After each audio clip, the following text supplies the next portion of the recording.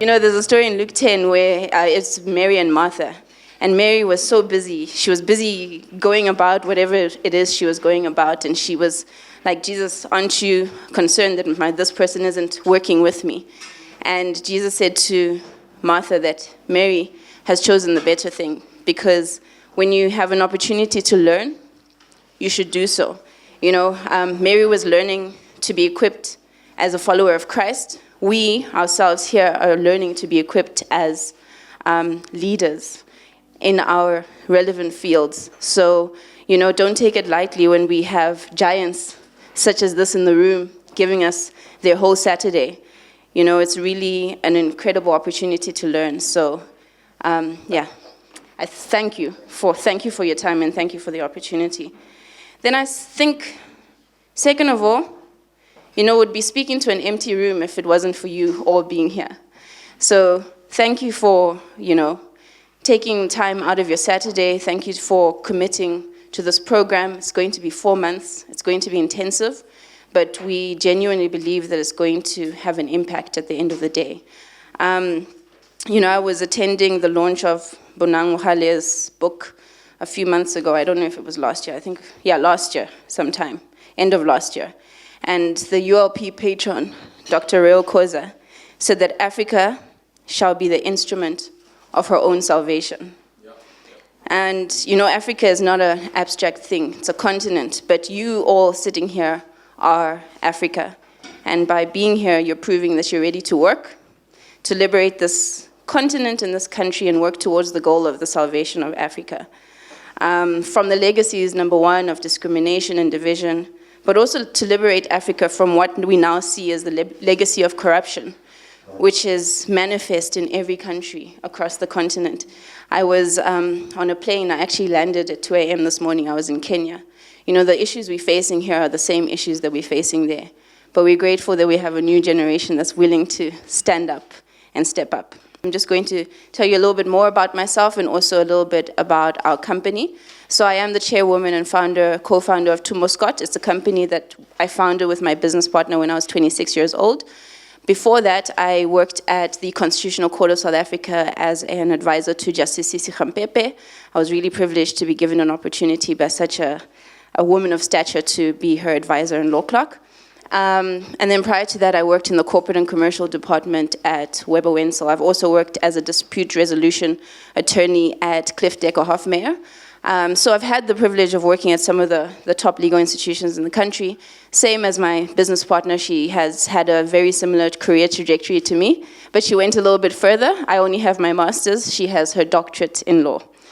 And so I think in 2018, I was recognized, thankfully, by the Mail and Guardian as one of the top 200 young South Africans in the justice and law category. And I was recently honored with a special recognition award by Premier David Makura for justice and law. So that's all stems from the work that we've done as Tumbo Scott, ever since leaving the safety net of formal employment, which we did in order to address, you know, the patent needs that we see in our society. Issues of governance, but also, most importantly, the fact that small businesses don't have access to high-quality legal services. And that's what we've been doing as Tumbo Scott, but we don't only work with small businesses, we do incredible work with small businesses. We hold seminars such as this with small businesses as well.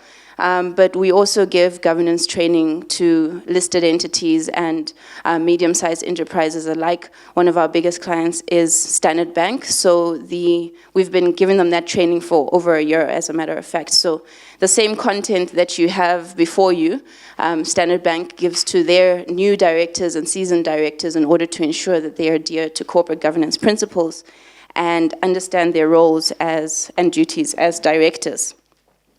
So I think with that, we can jump right into it. So the objectives of this workshop are, number one, to provide training on directors' roles, directors' responsibilities, and potential liabilities and actions that can be leveled against directors of companies. And it's also to assist with understanding and discharging, well, help assist directors in understanding and discharging their duties. But I think it's very much more broad. even though we'll be focusing on the Companies Act, think of the Companies Act as a best practice model to run any organization. So it's very much focused on running of a business. We'll be talking about appointment of directors, the proper way to ensure that you have directors that are ethical and competent. We'll be talking about, things like taking minutes. We'll also be talking about processes of coming to decisions. All of those things, yes, although they will be in the context of the Companies Act, it's very broad because governance principles are broad. So our Companies Act is really a best practice model for leadership in a number of other areas as well.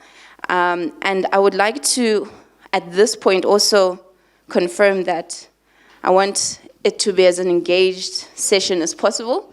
That's why, I don't know if you saw, I've tried to write down all of your names, but when you have a question or anything, please remind me of your name unless I call it out. There are a lot of people in this room. And also, in order to incentivize participation, we brought a little gift.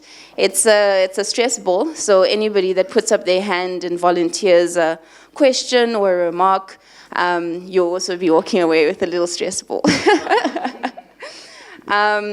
Okay, so the objectives of this workshop, or the outcomes. These are the general outcomes that we want you to walk away with. But we understand that we have a diverse crowd here. So I want to take this opportunity to allow you on the floor as well to just let us know some of the outcomes that you want to walk away with from this workshop. Any takers? I'll also call out names if there are no takers. Any takers? Yeah, expectations. What kind of outcomes do you want to walk away with from this workshop? This is, of course, the first installment, first of 2 on directors' duties, and then we'll have 2 on King 4. Only because Lihle has, me and Lihle have engaged quite extensively on his issues with corporate duties and directors' roles. I'm going to call out your name. So what one expectation that you would hope to walk away from? With? Yeah, there was a mention of rules and principles. Rules being insufficient and principle. How do you handle those scenarios whereby rules are insufficient and you need principles? Understanding the roles of rules and principles. Can I say that? Anybody else?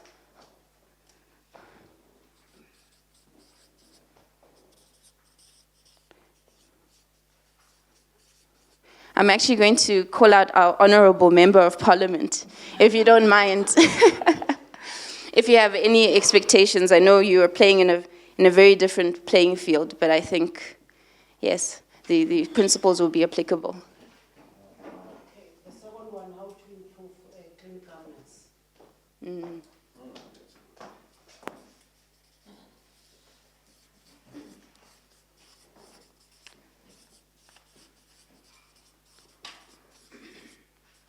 Okay, Siva?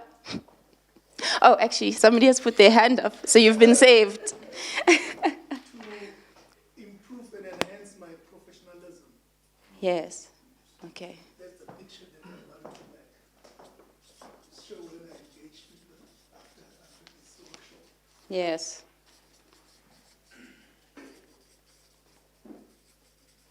Okay, one more. Okay. I guess it's to navigate unethical environments for a simple reason. I've been on the short end of the stick financially. If you stand up, you get sidelined, and it hits you in your pocket and your family suffers. Yeah. No, that's true, and that's a reality that we have to deal with. That not only do we have a crisis of good leadership, but those that try to stand up also, find themselves suffering dire consequences. Are there any other takers? Yes.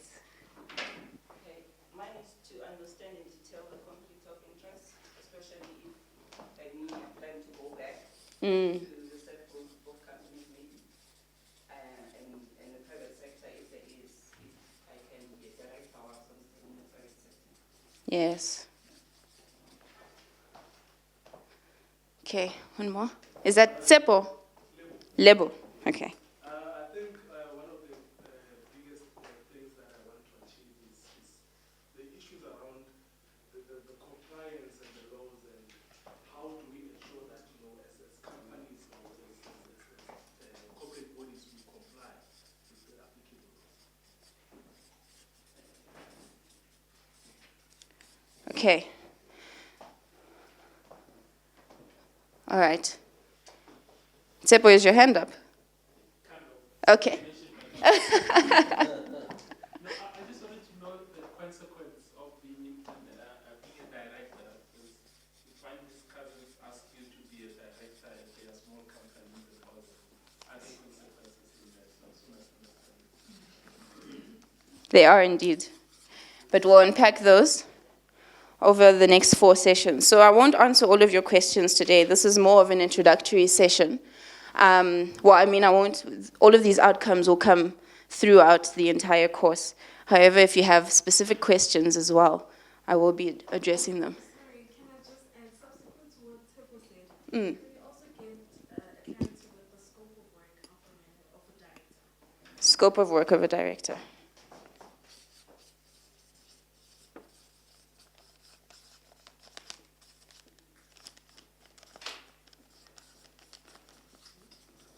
Okay. Sure. And then I think we can get into it. So the outcomes that we envision are there, obviously, that directors or people in leadership know and understand their roles, fiduciary duties, and responsibilities. That directors also know the various sources of their roles, fiduciary duties, and responsibilities, and then also have a high-level understanding of the impact of the Companies Act, as well as the King Code on a company and its directors.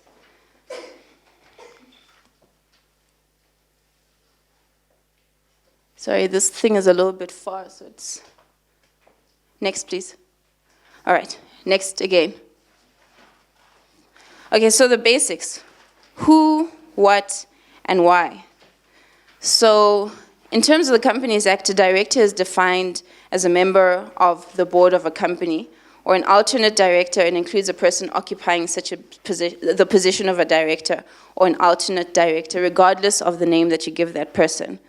So essentially, a director is the driver of an organization, and we all have organizations that need to be driven in a particular direction. A company cannot go anywhere without directors.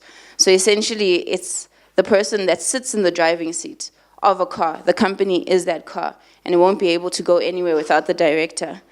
And I hope none of you are thinking about self-driving cars, because we're in the new technological age. A company will never become a self-driving car. It will always require a director. Next, please. Okay, and then in terms of the Companies Act, we have a distinction between executives, non-executives, and independent directors. And I think maybe to speak to Tsepo's question, as well as, I forgot your Simpiwe's question, what are the different roles of directors? And this is something that you'll find in the King Code. So you won't find this distinction in the Companies Act. However, it's very relevant to kind of understand the roles of the different directors. So as I've said, there's no statutory distinction between the two. You won't find it in the Companies Act. It's set out in the King Code. And at this point, I would like to give you all an opportunity to maybe guess what the different three are.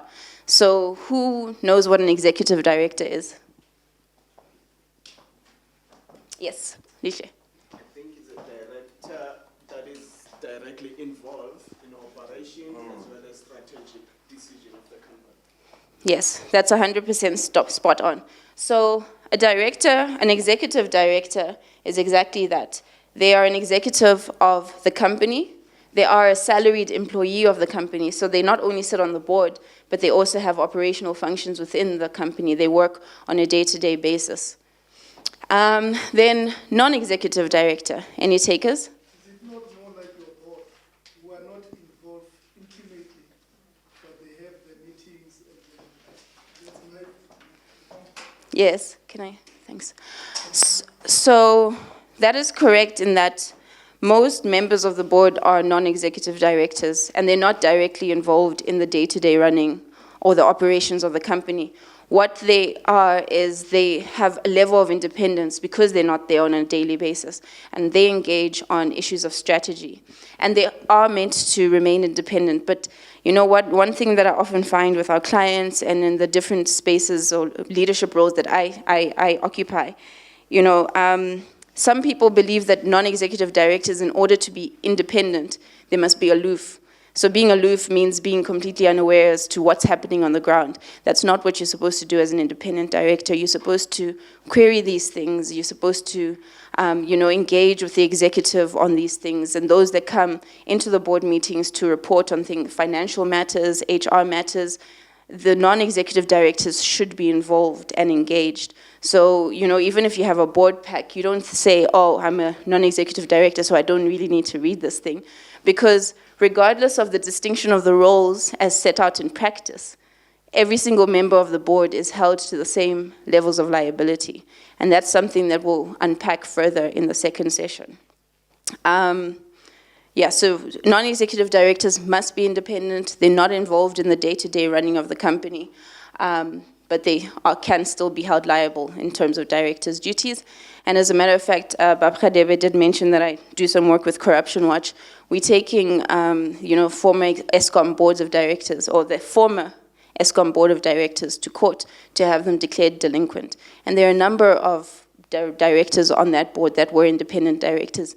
And if you read their papers, they're a matter of public record. If you read their papers, all they're doing is pointing fingers. I didn't know, it wasn't me, it was the head of legal, it was, you know, the group company secretary.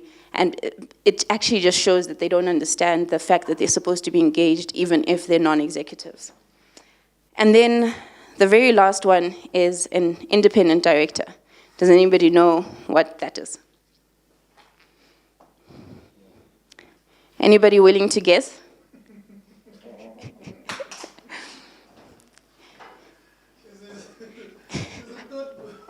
When you look at executive and non-executive, would independence not be maybe some directors that you design to form that independence? Because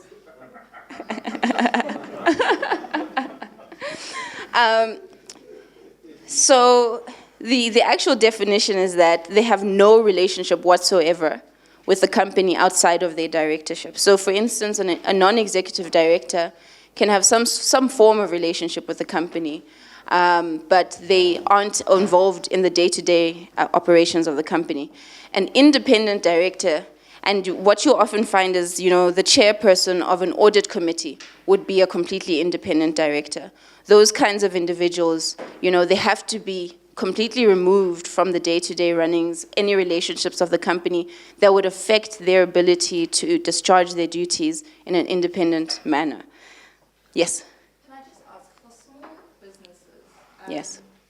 the likelihood that at the beginning, for instance, they're going to have an independent or non-executive is reduced then. Yes. So once they start separating into the different committees. Yes. Thank you for that question. Sorry. Into the different committees, how then is the internal audit going to be determined? Because Yeah. the beginning stages are like Yeah. that you'll have the finances to pay an independent director. Yes. Who's next to you? No. Yeah, so these you will find in operation in much bigger companies, and you'll find that the King Code also has a sector supplement for SMMEs, understanding that small businesses don't necessarily have, you know, the resources or even the time, especially if you're a one-man show from the word go, when you first start out, startups, for instance. You don't necessarily have to have these kinds of directors. However, if you find yourself in a space where there are various members of the board and also maybe certain companies that are required to have particular committees in terms of the Companies Act. So for instance, an investment company, if you're going to be an investment company, you have to have the capital, and the Companies Act actually also requires you to have something like an audit committee. those kinds of companies would have all of these distinctions and those kinds of things. I mean, for myself and my business partner, it's just the two of us on the board of directors, and we have a number of mentors. So Advocate Gumbi is one of them. We also get, advice from giants such as those that you've seen in the room. And it's important. So the role of having a board of directors is to advise you on your strategy. So it's important from the word go to find out ways that you will make the best decisions in order to advise you on your strategy. You don't necessarily have to have a big board of directors to start with, but nobody, or I hope nobody does, start a business without the end in mind, without understanding where it is that you want to go. So if you understand where it is you want to go, these are things you should start thinking about from the word go. Can I ask you one more question? Yes. So when you have these small businesses with the different shareholders, the shareholders will pass a resolution as to who they feel should be the directors. Yes. And most of the time it will be executive directors and maybe a few non-executive directors. Yes. Fine, because it's still A small business. Yes, but if you also look at the business model of some of the more successful startups, and I do implore those of you that are entrepreneurs to look at the business models of these startups, including, Tumbo Scott, because we've been around for 2 years, but we've managed to accumulate over 85 different clients. We're also expanding into Kenya. That's why I unfortunately flew in at 2 a.m. this morning. But if you look at a company like Rikatech, you can write it down. Rikatech is a startup. It just started out as a tech company, but I suppose, he engaged with possible mentors, and what he already has a full board of directors, and those people are probably sitting there on a non-paid basis. Yeah, but it's good to have those structures in place because it will assist you. Most people, especially entrepreneurs, they don't see a distinction between themselves and the company. And there has to be a clear distinction if you're going to, grow in a way that, ensures long-term success and sustainability for your business. Just a question. Pardon me? Yes? My assumption is that maybe you know this thing. In the distinction between non-executive directors and independent directors, the distinction is that independent directors must have no relation with the company, right? What constitutes relation for a non-executive director? So there are various examples in some of the case law that I'm going to get into now. But for instance, you could have, if you have a shareholder, that's a company, or even just a shareholder in a company, and they nominate a director to sit on the board of directors, it doesn't necessarily mean that the person that the shareholder has nominated will be the CEO or somebody that will work in the company. It's just a nominated director that will sit and, they have to be independent from the shareholder as well. But can you see there's a relationship there because they're nominated by the shareholder to sit on the board. Whereas with an independent director, no such relationship should exist. Yeah. Just one from my side. Who actually appoints the independent director? Yes. Who appoints them? It would be the board. So the board would look at the needs of the company and ensure that it's in a position to appoint independent directors. Yeah. Okay, then the next is just a little bit of history on companies. I'm sure we know that companies have existed since the 17th century, and the first is the Dutch East India Company. I'm sure we all know Jan van Riebeeck. That was our first brush with a company in this country.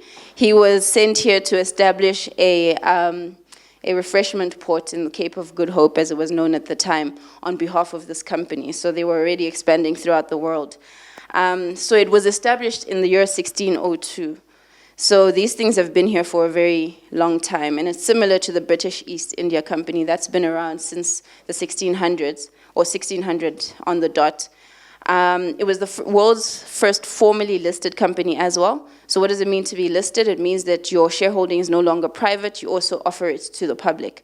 But not all owners were involved in the day-to-day running, and that's what made it a company and made it a large corporation, as a matter of fact. So what they had is they had managing directors, and I think about 60 managing directors. It was a large company. However, 199 years later, it became defunct because of corporate governance issues.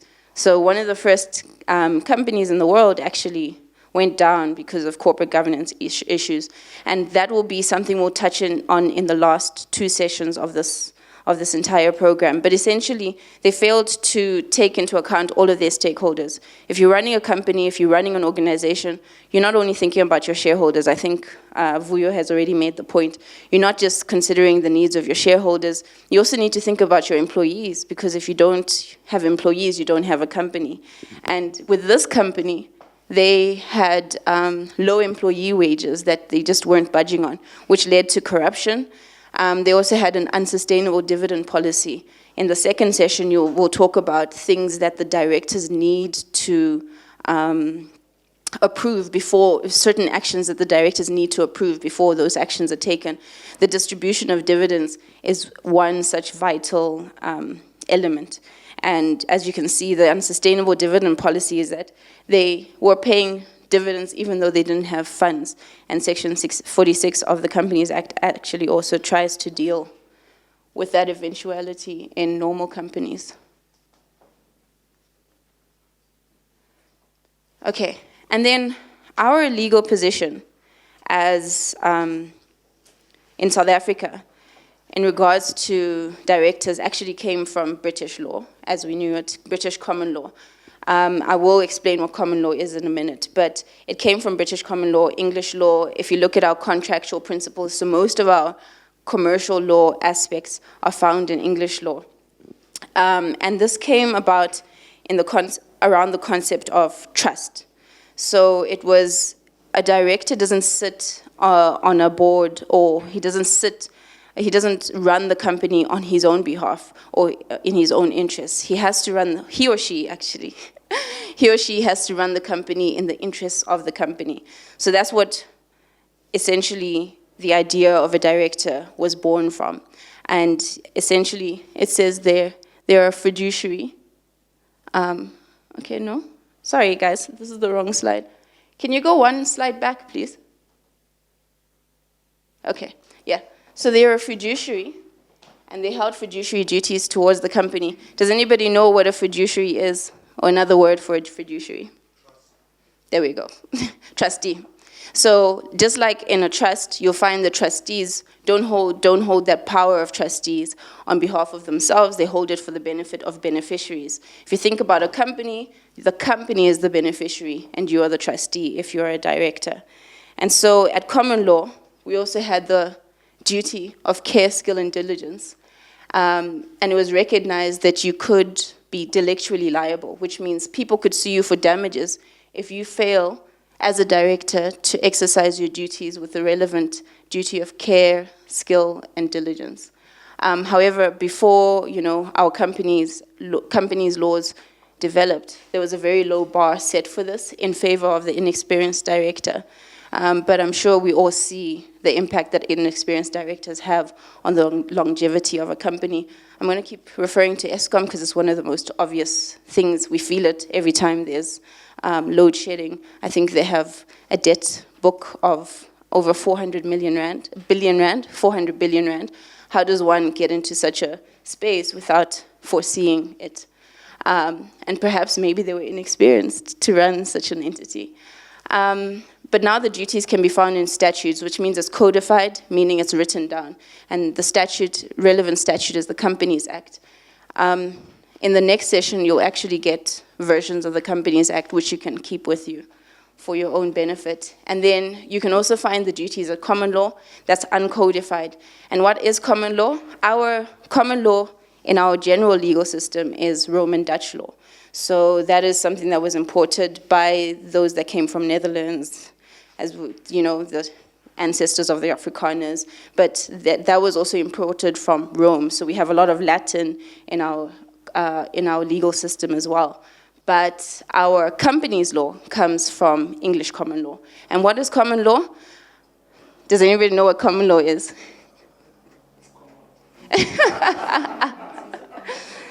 Yeah, no, it gets real. I once heard somebody say that common law is common sense. It is not. Common law is the unwritten law that you find in the old writers, the Latin writers, the Dutch writers. If any of you have had the pleasure or displeasure of studying law, you would have had to read Johannes Foote and those kinds of authors, but it's also something that you find unpacked in case law. So you won't find it in an act, you'll find it in case law and old writers. That's what our common law is. So please, don't go out there and say common law is common sense. I'll say I never had any engagement. Okay, and then we also find that our company's law is partially codified. And this is actually problematic. If you look at more sophisticated economies, they try and codify or write down as much of our company law as possible. They also try and codify, make statute, things like corporate governance principles. We have a mix, that's why lawyers are so important. We have a mix between common law, statute, and also general principles, as you'd find in the King Code, which aren't legal principles. But if you look at the USA, most of their company's law, their corporate governance laws, are all codified. And it's the same as in other jurisdictions like Ghana and Australia. That's why they're not the biggest economies. Hopefully we can move towards a more codified structure.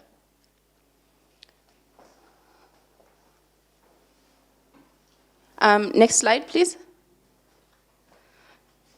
Okay.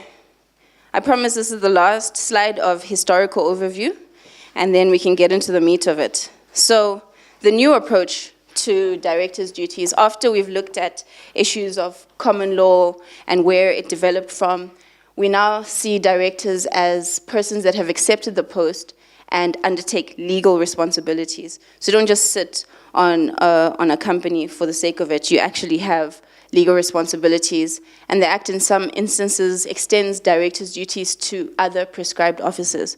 We'll talk about what that is, but if any of you hold senior management positions, I think even in the PFMA you'll find elements of this. If you hold senior management positions, you can also be held liable to the same duties of a director, or in the PFMA, MFMA, an accounting officer. And that will be unpacked a little bit later in Section 76. And then what are fiduciary duties? I've already unpacked as good faith, duties of good faith, honesty, loyalty, and an avoidance of conflict of interest. These duties are owed to a company, and you have to act in the best interest of the company. A company has its own separate legal personality, and this was established already in 1897 in a case of Salmon versus Salmon, which was an English law case. And then in South Africa, the first time this was expressed was in 1920 in Dadu versus Krugersdorp municipality. And then fiduciary duties are also dynamic and still evolving, and they developed through the courts since the 18th century. We already mentioned that boards of directors are expected to also look at things like cybersecurity. That wasn't a fiduciary duty 10, 20 years ago, but as technology develops, you as a director also, in the best interest of the company, need to understand how our business world is developing. Okay, are there any questions before we move on the historical overview of companies and directors' duties? Okay. So the basic governance structure of a company, what you'll find is shareholders, then you'll have board of directors, and then we've put the chairman as separate there. He also sits as the board of directors, but he's essentially the top of the board of directors. And then you'll have your CEO. Sometimes your CEO will sit on the board of directors as well. That would be your executive director. The CFO, the COO also could sit on the board of directors. Those would be your executive directors. And then you have management. And this is the basic governance structure of the company. The shareholders hold value in the company. They have an interest in ensuring that the company does well. The board of directors have a duty to the company, not to the shareholder. While the shareholders have an interest in the proper performance of the company, the board of directors have to ensure the proper performance of the company in the best interest of the company. It's essentially like growing a tree. Oh, no, I actually wanted to say growing a baby, but that's incorrect. You know, raising a child, you have to ensure that you do it in the best interest of that child. As the board of directors, whatever that company needs, you as the board of directors need to ensure that the company has it on behalf of the company. And then, of course, your CEO, this is your executive suite. They ensure that the operations of the company give due regard to the strategic direction of the company and the interests of the company for growth. And then lastly, your management is your executive arm that operationalizes, or rather, does the legwork in ensuring that all of the thinking and the strategizing that has happened up here is carried out within the company. But it's the same as well in the government space, and it's also the same with our SOEs. All of our SOEs, the shareholders, the Minister of Public Enterprises, then you've got the board, then you've got this, the C-suite, then you've got the management. So some key definitions. A director, I've already touched on that. Now, what is an alternate director? This is a person that is elected or appointed to serve as the occasion requires as a member of the board of a company in substitution for a particular elected or appointed director of that company. Why would you need an alternate director? Sometimes people want people with specialized skills on their boards of directors. But that person, if they're exercising their duties diligently, they don't just sit there or say that, I'm not available for 75% of the board meetings that are supposed to take place in any particular financial year. They can say that if you want my skills, you can have them. However, please appoint an alternate director. So in the event that I'm not able to attend, my place is still taken care of. But please also always note, if you're ever asked to be an alternate director, it's the same liabilities. If you agree to be an alternate director, you can't say, I'm not the main director, I don't have a general knowledge of all of the strategic decisions that were made in the company. You then have that added pressure of ensuring that you know what happened in all of the meetings that you weren't in. And it's likewise with the director that has an alternate director. Once that alternate director has sat on a meeting for them, that director also has a duty to be kept up to date. So when you're exercising your duties, the fact that you're either or doesn't hold water. It doesn't have any distinction. Yes?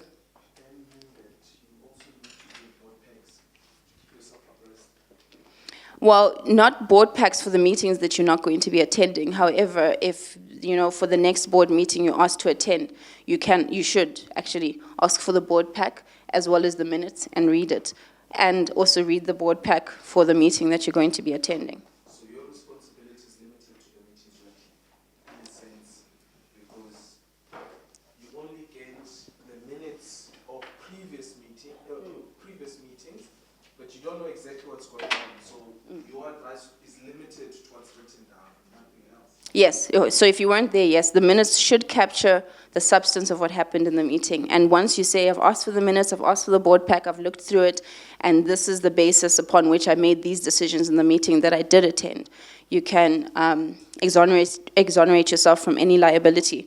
But also it's important to remember that you wouldn't be held liable for decisions made at the previous meetings. You'd be only held liable for decisions that you make at that meeting. But your decision-making process has to be adequately informed. That is what requires that additional step of remaining up to date. Yes? Well, this meeting reminds me of the year when I was doing a Bachelor of Business Administration and then I had an accounting module in there.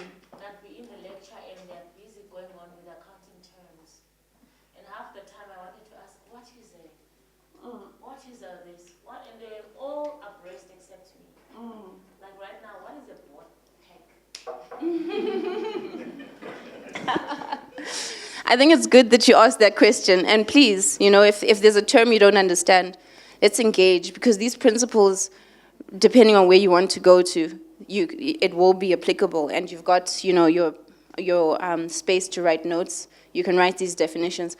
A board pack is basically what the, let me see if I can go back to this. A board pack will be prepared before a board meeting. Sorry, could we go back to the slide on the structure of companies? Yes. So who is in charge of preparing the board pack? If you're in management, you kind of prepare a report for what's happening within your portfolio on the day-to-day basis.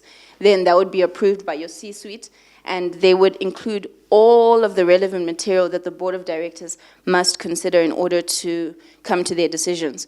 This will be unpacked in the following sessions, but for instance, you'd have things like, you know, performance reports of your legal department.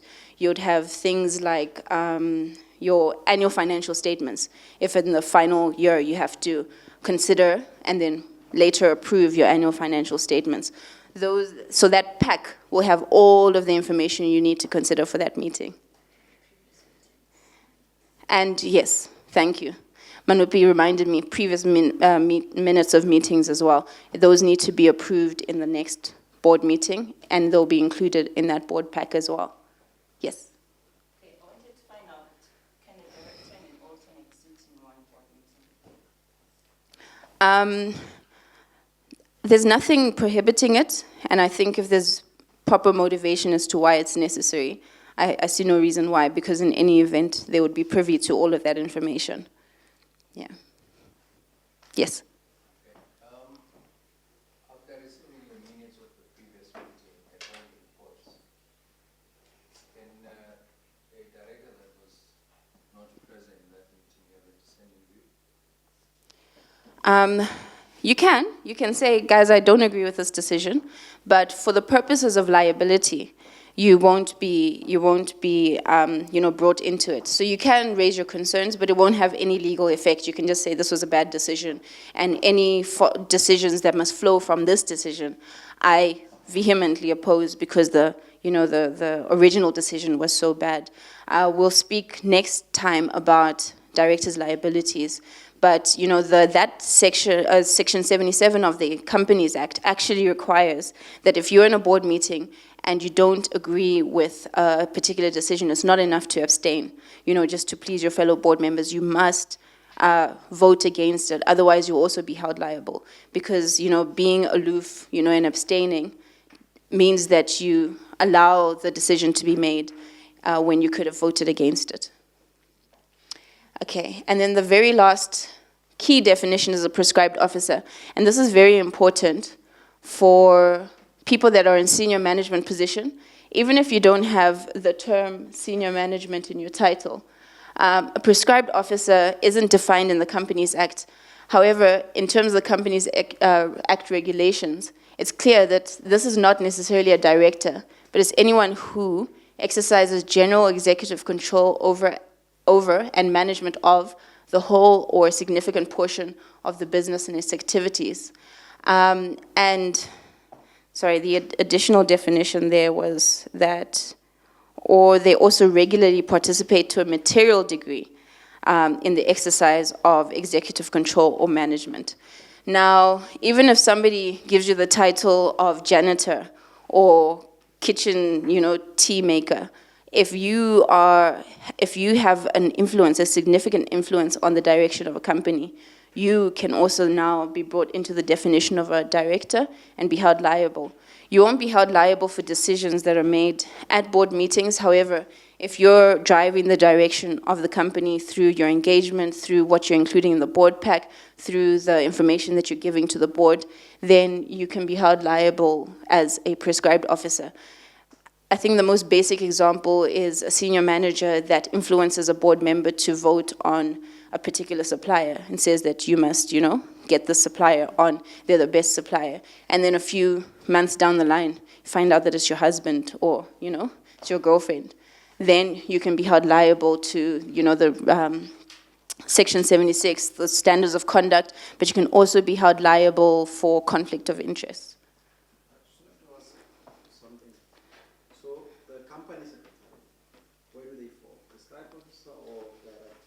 No, thankfully not, unless, even as a company secretary, if you're telling the board what to do or if you're participating to a material degree, then you could also be seen as a prescribed officer. As a company secretary, you're there to guide the board as to what their duties are in terms of the Companies Act, ensure that things are kept, minutes are kept properly, and just that you adhere to all of your duties. I think that role is actually quite well spelled out in Section 88 of the Companies Act. But if you conduct yourself in any of these ways, if you engage to a material degree in the strategic direction of the organization, you can also be seen as a prescribed officer. So if you sit as a company secretary, you must be careful about that as well. Yeah. Okay. And then, we're actually doing good on time. Are there any questions arising from the key definitions? Because we're going to move, okay, one last key definitions, then we're going to move on to the life cycle of a director. Okay. You mentioned something that you can't abdicate responsibility, right? It was when you were talking about abstaining and voting. Yes. What legitimate reasons are there to abstain from the vote? Well, it's all board politics. Hopefully next week when we have Dr. Koza here and Vuyogatla for the entire duration of the meeting, they can talk a little bit more about board politics. But, there are a lot of power plays that happen within that space. We sit as company secretary for a number of organizations as well. And what you often find is people feel forced to vote in particular ways, and if you don't vote in a particular way, you'll be treated as a traitor. You'll be treated like you've betrayed somebody. I mean, I've been treated like that, and I'm actually in the process of removing myself from that situation in its entirety. But you have to do what's right, number one, from an ethical leadership perspective. But number two, even if you fail to do so, the Companies Act is going to force you to do so because you must vote against it. So those are the kinds of reasons you'd have to abstain, to maybe try and exonerate yourself. I think maybe in the political space, I see our members smiling.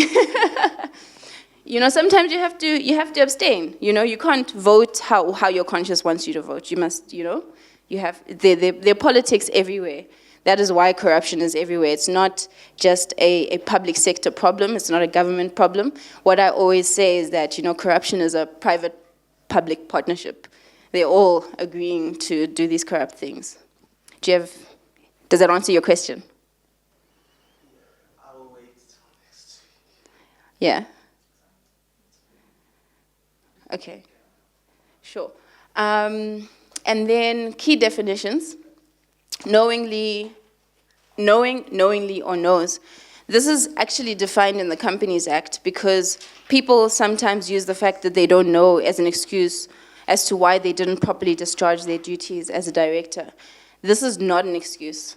So when this is used in respect to a person in relation to a particular matter, it means that that person either had actual knowledge of the matter or was in a position in which that person reasonably ought to have had actual knowledge, investigated the matter to an extent that would have provided that person with actual knowledge, or taken other measures which, if taken, would reasonably be expected to have provided that person with actual knowledge of the matter.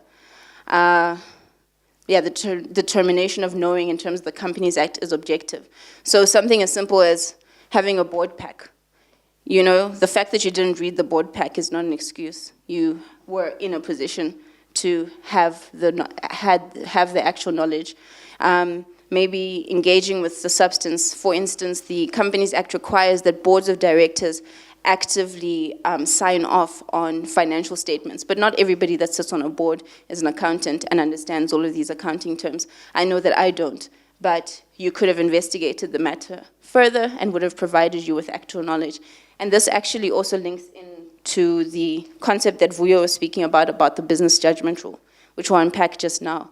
But you have to take steps to be adequately advised. So it's not a light thing to take on the duty to sit on a board of directors, because the decisions you make will have an impact on the company, which will have a broader impact on society and the economy, and you will be held responsible for how you conduct yourself in that space. Any questions on that? So, that one is interesting because you've got the book back. That means you have minutes of the previous meetings. So, I'm taking this to the president. That means there's no way he didn't know the question that we were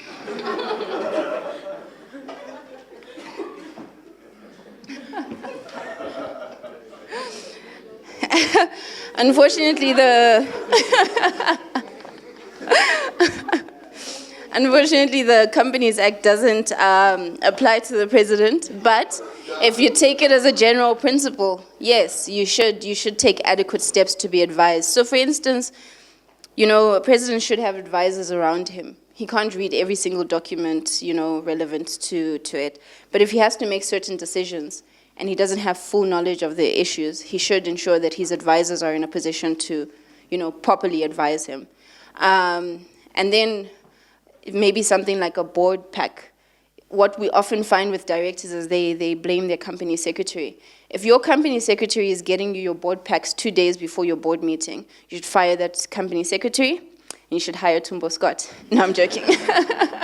You should fire the company secretary because you need enough time to engage with the substance.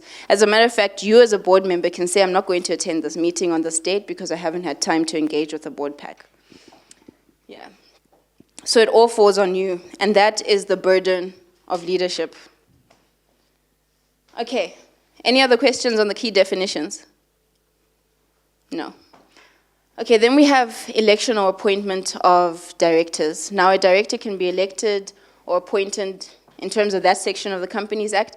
You actually have the relevant sections at the back of your packs here if you want to look at them later, but you will have a Companies Act which will be coming next week. But essentially this can be in accordance with the company's MOI or in accordance with that section. The company's MOI allows you to deviate from certain prescriptions in the Companies Act. So the Companies Act can tell you how to do certain things certain ways, but you can change this in your MOI. You can't just do it however you want. It should have, every document should have, or every action should have a basis of authority. If it's not the Companies Act, it should be an MOI. But it's also important to note there that there's some provisions of the Companies Act that you can't change. So for instance, the signing off of annual financial statements. You can never in your MOI say that the auditor can do that. They can't. Is MOI, is it Memorandum of Incorporation? Oh, yes. Yes. So an MOI, thank you. It's a Memorandum of Incorporation.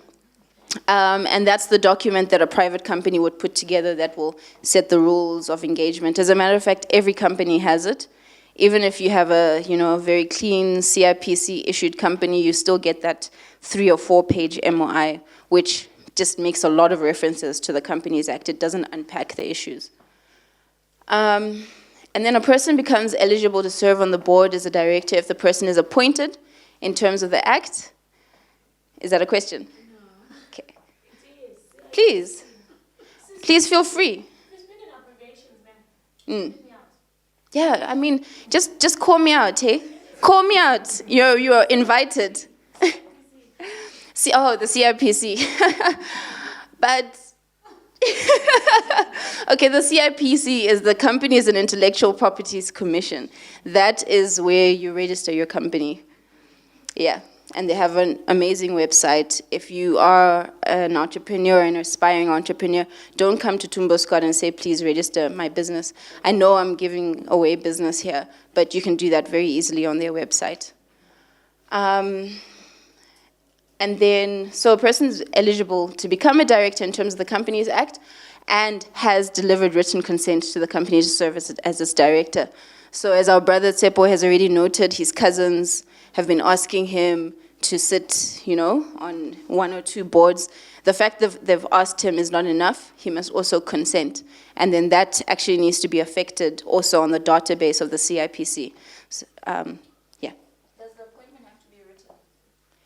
Um, Like that nomination to say we'd like it so and so, does that have to be written? Yes. So it has to be written, and you also have to get a letter of consent, and you also have to have a resolution. Manupi would know this better than me, but this is all administrative because when you have to make the changes on the CIPC's database, you have to submit all of that documentation. Yeah.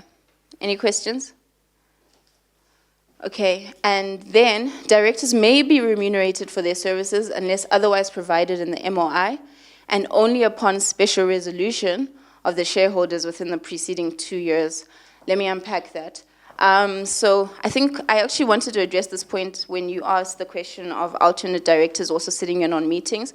You collect board fees for sitting in on meetings. However, if the main director is there, you can't collect board fees. If you're just sitting there as a nice to know, you won't be remunerated for that. However, the Companies Act is very specific about directors' remuneration. The MOI can change it and allow the board to determine its own remuneration, but even if the board has the power to determine its own remuneration, that remuneration needs to either be agreed upon or ratified. So ratified means after the action's been taken, the shareholders say it's fine that this action was taken. So retrospective, having retrospective authority. Upon special resolution of the shareholders in the preceding 2 years, every 2 years, your shareholders or the shareholders need to agree that this is the remuneration that the board is entitled to. And why is that? This comes into the issue of conflict of interest. If board of directors are the ones that are making decisions about their own remuneration, it's open to abuse. So in order to bypass that, the Companies Act is very strict on directors' remuneration. That brings me back again to the small companies. The shareholders are the directors. So that means conflict would still be there. Well, it depends. So if it's a small company, your shareholders are your directors, but they're also executive directors, and they're getting salaries. I don't know if you, on top of your salary as a small business owner, you also want to give yourself board fees, but you can do that. It won't necessarily. You'll do it at your own peril. It still would have. Yes. You still have that conflict. Yes. It may not be the best business decision because you're bleeding money. Yes. Yes. You still, if they decide for whatever reason that they don't care about their business anymore, they just want gratification, it would still lead to that Yeah. conflict. And that happens. You know, we have this thing called lifestyle entrepreneurs. They pay themselves, they don't distinguish between themselves and the company. And that's why I say it's important to have mentors if you don't have a board of directors to direct you. Because if you want to build a company that has prospects of long-term success, those kinds of decisions shouldn't be yours alone, even though effectively they are yours alone. And the issue of remuneration, sorry, I'm being a little bit distracted. On the issue, no worries. What was I thinking? On the issue of remuneration and shareholders and all of that stuff, the main problem here of directors' duties is accountability and ethics and good governance. If you're a small business, who's going to hold you accountable? You hold yourself accountable, essentially. When you become a bigger company, you have separation of roles. You have shareholders who can hold you accountable. You have fellow board members who can hold you accountable. You also have employees who can hold you accountable. And next week, we'll talk about liability. We'll also talk about the kinds of actions that your employees can take against you. So if Manupi feels like next year she's out of a job because Deborah made some very bad decisions, she can take me to court and claim money, and those kinds of things actually do happen. What we're doing at Corruption Watch, or what I've assisted Corruption Watch in doing, is we are taking the former ESCOM board of directors to court because they failed in their duties. We're having them declared delinquent. So the whole issue is accountability, and when you're a small business, you're accountable to yourself. Yeah. And then composition of the board. This isn't going to be relevant to small businesses, but essentially it must be comprised of at least one director. Even small businesses, if you are a company, you can't not have a director. This is the minimum requirement. However, the company's MOI may require a higher minimum of directors. So, like I said, that vanilla, vanilla means plain. That plain MOI that you get from the CIPC, it says you have to have one director, but you can change it when you're registering your company, or if you have a customized memorandum of incorporation, you can also say how many directors you want to sit on your board of directors. Sorry? Oh, question.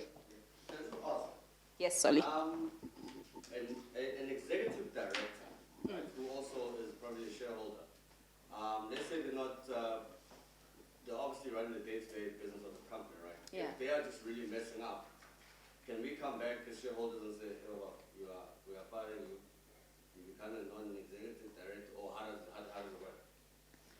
So the board the board would have to make that decision. So it's, who holds positions of authority. They can remove the executive director and replace them. As shareholders, you have various actions that you can take against either the company itself or against the board, or against the shareholder. So if the majority shareholder is now this executive director that's just doing whatever, you as a minority shareholder still have rights that you can use in terms of the Companies Act. And that will be unpacked next week. Next week is going to be lit, because we'll also have, next month is going to be lit. Oh, is that why you all looked so confused? Thank you for saying something. Next month, we're going to have a lot of case law. We're going to talk about how these things actually play themselves out, because what Corruption Watch is doing is being done for the first time in the way it's being done, because it's being done in the public interest of a non-interested party. However, delinquency, taking directors to court, taking shareholders to court, majority rights, minority rights, there's all this case law that unpacks that. Okay, that's that on the composition of the board. Are there any questions on that? Okay. Yes. So what happens, first question is, who gets remunerated? You mentioned directors. Yes. Hence, we've got executive, non-executive, and independent. Can you remunerate independent director? And then how does that conflict with their independence? Number two, can a chairman Yes. of the board be the CEO of the board? Who holds one accountable? Are we talking about Jabu Mabuza? It's not good governance to do so, but even in that situation, there are other board members, and of course there's the Minister of Public Enterprises, who's the shareholder. And they have extensive powers in terms of the empowering legislation to remove such a person. But independent and non-executive directors don't get remunerated in the sense that they're on the payroll of the company, because indeed that would affect their independence. They're not on the payroll. What they are paid is board fees. So each time that they engage, they attend a board meeting, they're remunerated for that particular action. It's only the executive director who is usually on the payroll of the company. Yeah. Okay, almost there. So the Companies Act provides boards with the power to appoint board committees, including the option to delegate any of the board authority to such committees. This will be unpacked further in the King 4 session, unless you have particular questions. However, the Companies Act does require that these two companies have an audit and risk committee. So a public company, what is a public company? It's a listed company, and also a state-owned company or other company that is required by its memorandum of incorporation to have an audit committee. I'll come to you. So a public company is a listed company. What does that mean? It means the public holds their shares. So now it means that the public needs to have an extra veneer of protection from impropriety and corruption from the board. That's why you should have an audit and risk committee, and that's why, in terms of King 4, the chairman of the audit and risk committee should be an independent person. Same with a state-owned entity. So regardless of what the ESCOM Act says or the PRASA Act says, they are still required to have an audit and risk committee, because these companies have a direct impact on the public. If we talk about a public company, listed company, Steinhoff, what was their audit and risk committee doing? We don't know. Sorry, there was a question back there first, and then we'll come. Well, I think you've covered me in that one, because I was checking the internal auditing in government. They are full-time, then the payroll by the municipality or the legislature. So yes. Okay, sure. Another question. Someone I think said that they wanted to ensure compliance. Yes. If you don't have an audit and risk committee, would it not then be difficult to monitor and ensure that compliance, because you won't have the necessary people, the necessary skills to do your risk register and all those things? Yes. So would it not be advisable for, regardless of the size of your company, to, even if you don't have the necessary committee, but at least as the whole board, to do that function? Yes. So that it's a standing item on the agenda. Yes.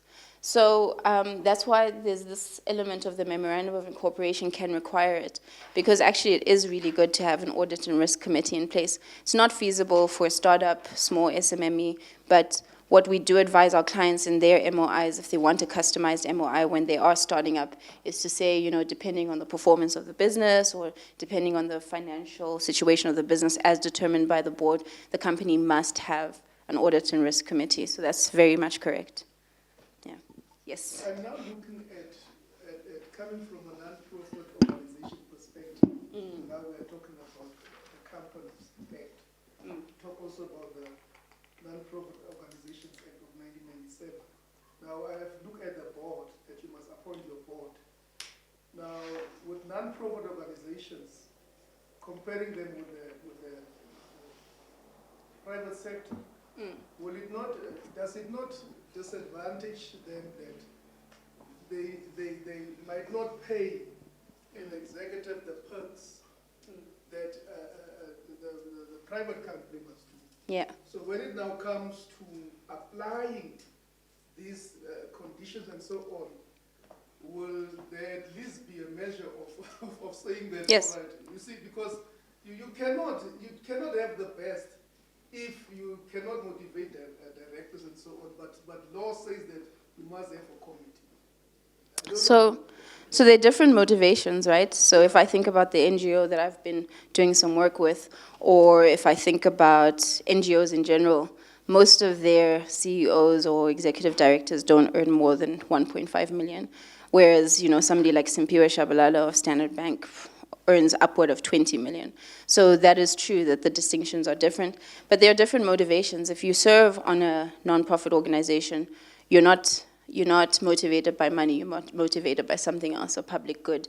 And what you often find in the NGO sector is that there are people that are willing to sit on it for free.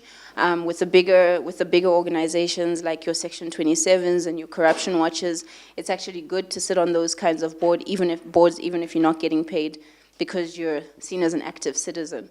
And I've seen they're able to attract high quality talent to sit on their boards. Always. But also it's important to remember that even though there's the NGO Act of 1997, there's also, the Companies Act applies to NGOs that are NPCs, non-profit companies, as well. Yeah. Does that answer your question?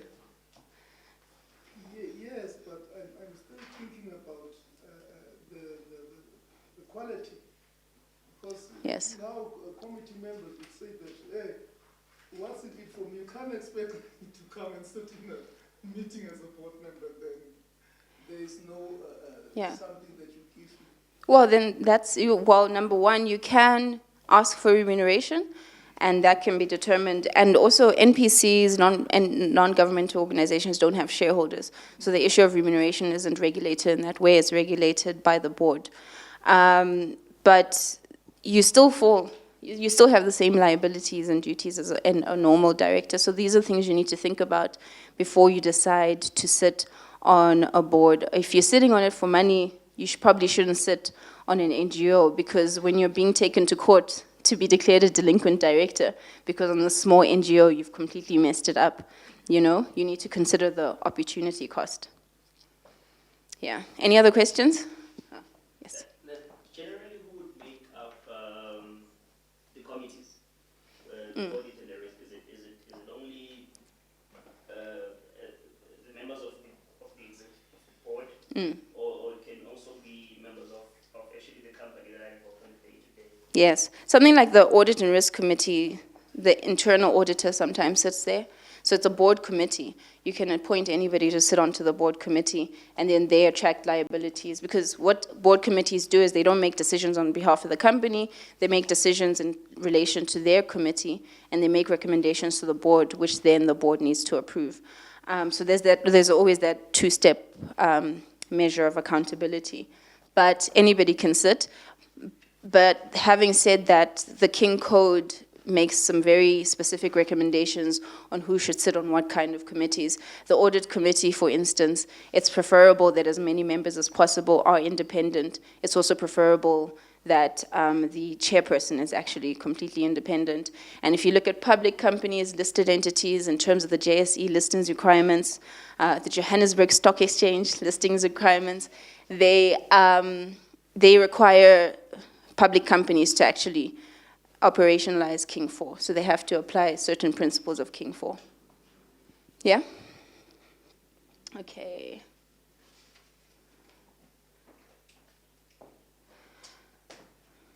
Sorry, I'm just checking that I'm on the right one. So what about private companies?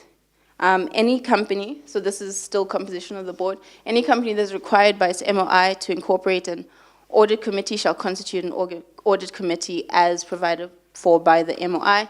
The implication of not electing an audit committee as provided for in the Act or the MOI is that any functions undertaken by a non-compliant, that means incorrectly constituted, audit committee will be regarded as not performed by the audit committee as required by the Companies Act, and then that liability will fall squarely on the shoulders of the board of directors. Okay. It's almost lunchtime, and what we were supposed to touch on before lunchtime was standards of conduct, but I know it's been a long session. It's been somewhat engaged, but should we proceed until 1 o'clock, or would you like to take a break? Okay, great. Okay, so now this is the meat of the matter. This is where you also find the case law where people have been taking each other to court. Section 76 deals with standards of conduct of a director, and it applies to directors, alternate directors, prescribed officers, and board committee members. I think I've already touched on these concepts already, but essentially prescribed officers as well have to adhere to the standards of conduct of a director. And it describes that a director must not use his or her position as a director or any information obtained while acting in the capacity of a director to gain a personal advantage or for another person other than the company or a wholly owned subsidiary of the company. This deals with conflict of interest. So you can't gain a personal advantage for yourself. You can't gain a personal advantage for your cousin, your sister, your brother, your neighbor, your friend, and you can't gain an advantage for a wholly owned subsidiary. What does this mean? A subsidiary is a company that is where the shares aren't held by external shareholders. You as the holding company hold the shares, the full shares in the subsidiary company. There'll be some cases that we'll touch on this that will explain the concept further. But for instance, if Vodacom, just as an example, this isn't true.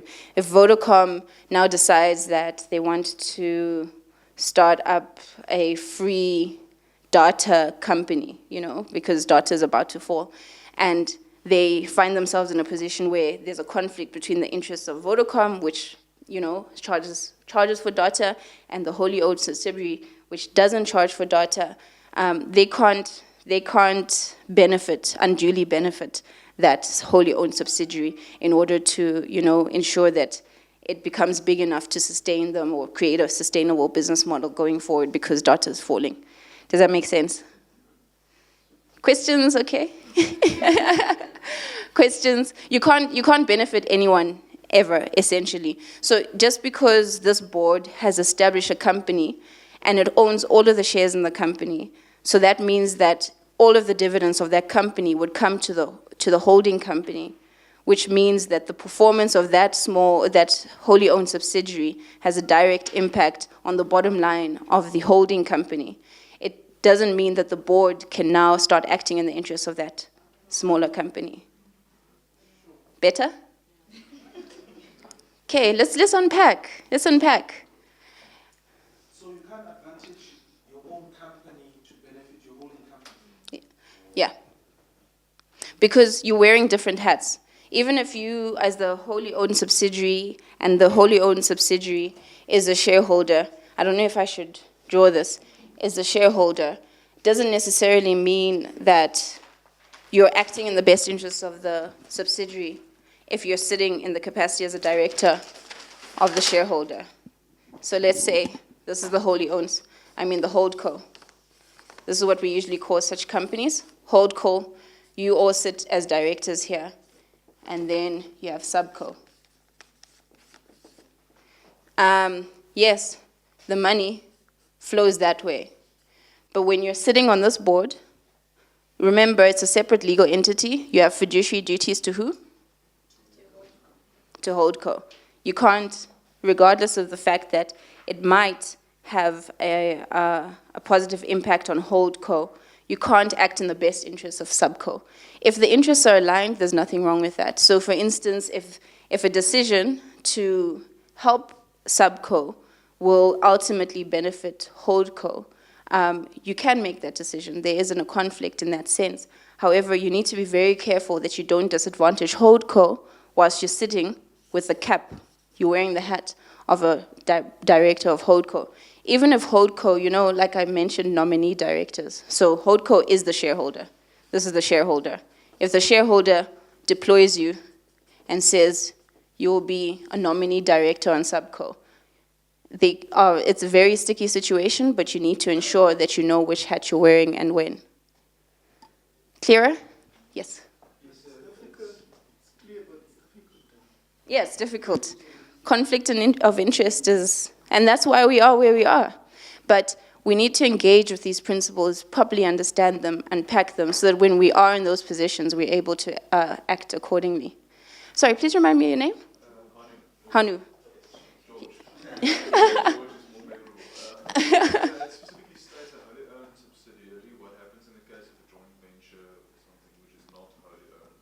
So a joint venture company. Yeah. Oh, it's the same concept. You still act you're still wearing this hat, even if you're sitting on the JV company. So JV, and this is your JV partner, JVP. This is your JV partner company. You both hold shares in the JV company. You still, when you're sitting here, you wear this hat. If you're sitting there, you wear that hat. And of course, nobody cares about them unless you're sitting there as well, which is just going to be a very complex web. Yeah? I understand. So the fact that it specifically mentions a wholly owned subsidiary doesn't mean to be taken literally. It's just that normal conflict of interest principles apply. Yeah. Yeah. I think they made it quite clear because people feel like a wholly owned subsidiary, then our interests are aligned. Because you're not, in this situation, any decision you make to benefit that not only benefits HoldCo, but it benefits this one and this one. Money goes there. So it's quite clear that whatever you do, you're not acting in the interests of HoldCo.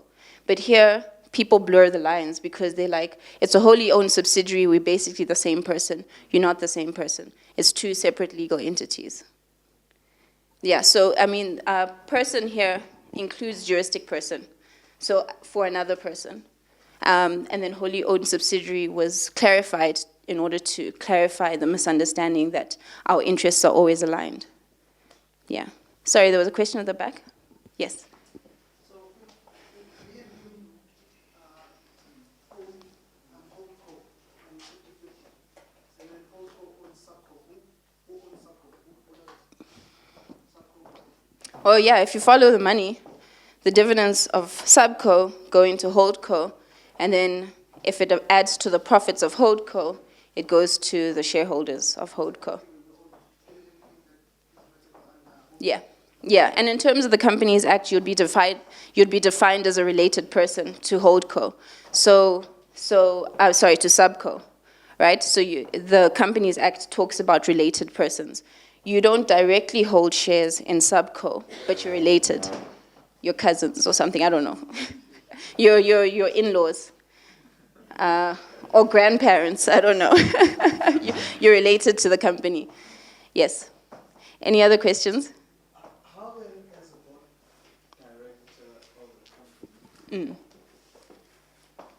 do you handle a situation of conflict where your family member is a service provider? That's conflict of interest. So that's the same issue of related persons. Related persons in terms of the Companies Act is defined broadly. Natural persons, which is you and me, and juristic persons, which are entities, such as companies. So even if your sister's company is a supplier, it's a related person. One would have to declare that upfront so that when you speak in relation of service providers, you don't take part in that decision. Yes, yes, precisely. And we'll get to that in Section 75, the disclosure of personal financial interests. You actually have to have a disclosure register. So for instance, if your sister's company is the best company for, I don't want to say printing, let's dream big, for providing aircrafts, you know? If your sister's company is the best aircraft provider in the world and you need to procure aircrafts, you just need to declare it as a possible conflict or personal financial interest. However, objectively, if the board is acting in the best interest of the company, they will award it to the best possible service provider. You just need to be able to justify those things, and you must ensure that you disclose. Oh, sorry, and that wasn't a slight on anybody that's owning a printing company. Or an aircraft company. Just to check that, actually miss it. With Holco, you'll have your board of directors, Yeah. which will obviously serve the best interest of Holco. Now, in as far as the subco is concerned, would also it be best that you have another set of Directors. that will Yeah. that will then look at the decisions that will be in the best interest of subco, not necessarily pay attention to Holdco. Yeah. The principle remains the same because of this word person. So you cannot act in the best interest of another person. So if you're sitting as a director of Holdco, the juristic person if you're sitting as a director of Subco, the juristic person of Holdco is another person. Yeah. Yes. In terms of conflict of interest, if I'm a director and my sister wants to work with our company, and then because I can't then be involved in the decision-making process, what if I know that on paper my sister looks perfect, but I know she delivers bad service? Can't say anything. Well, Section 76, and we'll get to it just now, you also have a duty to disclose any information to a board that's relevant to the company. So if she looks good on paper, but you know that she sucks, you have to tell the board because it would fall under the definition of relevant information. We'll get to that just now. And then, of course, Section 76 also prescribes, these are just the first few subsections, it also prescribes that you cannot knowingly cause harm to the company or a subsidiary of the company. So that seems like a catch-22. You can't benefit Subco, but you can't hurt Subco.